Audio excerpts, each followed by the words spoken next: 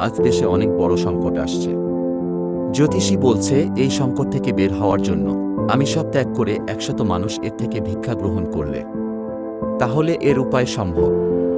তুমি আমার ভিক্ষার প্রথম মানুষ। এর জন্য আমি তোমার থেকে ভিক্ষা চাইছি।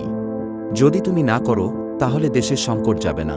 তাই তুমি আমাকে ভিক্ষা হিসেবে কিছু একটা দিয়ে দাও। ভিখারি সারা জীবন ধরে নিয়ে এই আসছে, কখনো দেবার জন্য তার হাত ওঠেইনি।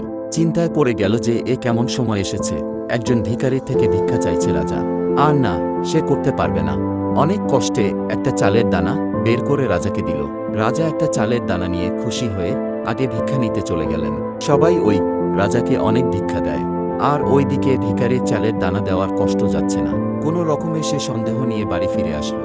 ভিখারির বউ যখন ভিখারির তলি উল্টালো, তখন তার মধ্যে ভিক্ষার সাথে একটা সোনার দানা দেখতে পেল। ভিখারির বউ যখন ভিখারিকে ওই সোনার দানার কথা বলে, তখনই ওই ভিখারি বুকে হাত দিয়ে কাঁদতে শুরু করে। ওর বউ যখন কান্নার কারণ জিজ্ঞেস করে, তখন সে সব কথা তার বউকে বলে। তার বউ বললেন, তুমি জানো না যে দান আমরা দিই, ওইটা এই আমাদের জন্য সোনা যা আমরা দলা করি, ও জীবনের জন্য মাটি হয়ে যায়। ওই দিন থেকে ওই ভিখারি ভিক্ষা করা ছেড়ে দেয়। সে কষ্ট করে নিজের সংসার চালাতে শুরু করে। যে কিছুদিন আগে মানুষের সামনে হাত পেতে ভিক্ষা করত, আর আজ সে মন খুলে সবাইকে দান করতে শুরু করে।